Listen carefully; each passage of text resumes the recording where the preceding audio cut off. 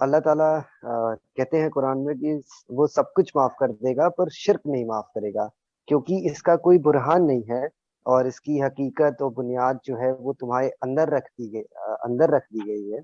تو میرا سوال یہ ہے کہ شرک، ایک انسان پیدا ہوتا ہے یہ تو سوچ سکتا ہے کہ اس کا کوئی خالق ہو سکتا ہے، بنانے والا ہوگا، یہ تو وہ سوچ سکتا ہے، پر یہ سوچنا کہ ایک ہی ہوگا، اس کی بنیاد اللہ تعالیٰ نے ہمارے اندر رکھ دی ہے۔ تو یہ کیسے؟ یہ میرا ایک سوال ہے، اس کو آپ ایکسپلین کرتے ہیں۔ اور دوسرا سوال میرا یہ ہے کہ اللہ تعالیٰ قرآن میں بولتے ہیں کہ ہم نے انسانوں اور جنوں کو بنایا اپنی عبادت کے لیے، اور اللہ تعالیٰ کہتے رہتے ہیں کہ میں رحیم ہوں، میری عبادت کرو، میری حمد کرو، اور اس طریقے سے۔ تو ایسا لگتا نہیں نوز باللہ کہ اللہ تعالیٰ ایک خدا ہے جو نارسسٹک خدا ہے، جو اپنی تعریف سننا چاہتا ہے، یا تو جی بس یہی ہے۔ دوسری بات سے ابتدا کر لیتے ہیں۔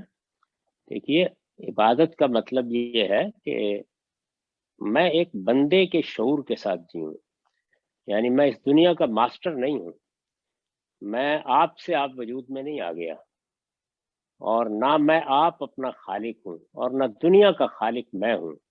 انسان چونکہ ایک باشعور مخلوق ہے، بے پناہ صلاحیتیں لے کے پیدا ہوا ہے، اس کے اندر نئی دنیایں بنا لینے کی طاقت ہے۔ وہ اگر فرد کی حیثیت سے کمزور بھی ہے تو اجتماع کی حیثیت سے آسمان پر کمند ڈال سکتا ہے۔ تو چونکہ یہ چیز انسان کے اندر موجود ہے اور وہ انا میں مبتلا ہو جاتا ہے اور سرکشی اختیار کرتا ہے، تو اللہ تعالیٰ کہتے ہیں کہ وہ ابدیت کے شعور کے ساتھ جیے۔ تو عبادت کا مطلب یہ ہے۔ اس میں جو حمد ہے یا تسبیح ہے، اس کو آپ تعریف کے معنی میں لے رہے ہیں، یہ اعتراف حقیقت کے اسالیب ہیں۔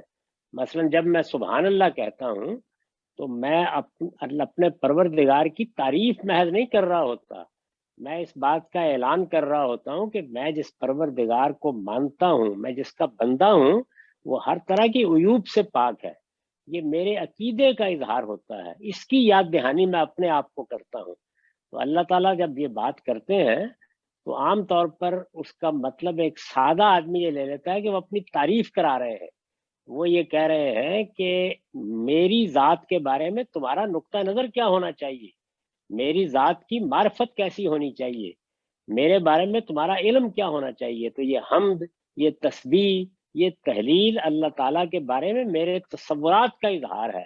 تو یہ علم کا تزکیہ ہے جس سے یہ کلمات ترتیب پاتے ہیں، اور اس کے بعد میں اس بات کے اعتراف کے ساتھ اپنا سر اپنے مالک کے سامنے رکھ دیتا ہوں کہ میرا یہ علم یہ بتا رہا ہے مجھے کہ میں اس کائنات میں بڑا نہیں ہوں، میں ایک خدا کا بندہ ہوں۔ تو یہ در حقیقت یاد دہانی ہے مجھے کہ میں اپنی حیثیت سے تجاوز نہ کروں۔ ساری بربادی اس دنیا میں پیدا ہی یہاں سے ہوتی ہے کہ میں اپنی حیثیت کو فراموش کر دیتا ہوں۔ تو وَمَا خَلَقْتُ الْجِنَّ وَالْإِنسَ إِلَّا لِيَعْبُدُونَ کا مطلب یہ ہے۔ اس کو اصل میں بھجن اور نعت اور حمد اور ثنا کے معنی میں لے کے لوگوں نے خراب کر دیا۔ بندگی کے احساس کے ساتھ جینا، وہ بندگی کا احساس اپنا اظہار بھی چاہتا ہے، تو وہ اظہار پھر اعمال میں بھی ہو جاتا ہے، وہ اذکار میں بھی ہو جاتا ہے۔ اس کو یہاں سے سمجھنا چاہیے، یہ خدا کی ضرورت نہیں ہے، یہ میری ضرورت ہے، تاکہ میں اپنی حقیقت کو کہیں فراموش نہ کر بیٹھوں۔ یعنی جس وقت مجھے یہ یاد دلایا جاتا ہے کہ تمہیں ایک ماں باپ نے پیدا کیا ہے، تو ماں باپ کے معاملے میں صحیح رویہ رکھو، تو یہ در حقیقت میری تعمیر، میری تربیت کی تعلیم ہے۔ اس کا یہ مطلب نہیں ہے کہ ماں باپ کو میری تعریف چاہیے۔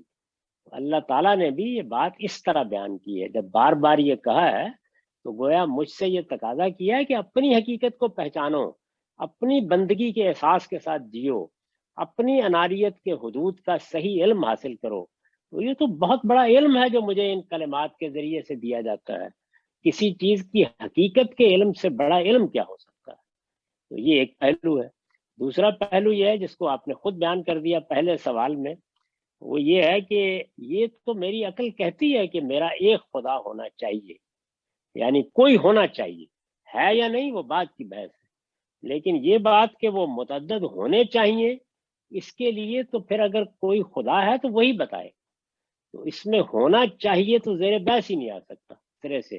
اس کو قرآن بیان کرتا ہے کہ نہ صرف یہ کہ اس کی برہان کوئی نہیں ہے، بلکہ جس وقت اگر آپ یہ کہیں کہ متعدد خدا بھی ہو سکتے ہیں اور آپ اس کو سوال کی جگہ پہ رکھیں، تو اللہ تعالیٰ کو کوئی اعتراض نہیں، پوچھیں یہ سوال، اللہ سے بھی پوچھیں، عقل سے بھی پوچھیں، فطرت سے بھی پوچھیں۔ جس وقت آپ آگے بڑھ کے یہ کہتے ہیں کہ فلاں اللہ کا شریک ہے، تو آپ غور کریں، ہم جھوٹ بول رہے ہوتے ہیں، اللہ پر افطرا باندھ رہے ہوتے ہیں، اس لیے وہ آخری درجے کا ظلم بن جاتا ہے۔ تو اس کو ایسے سمجھیں۔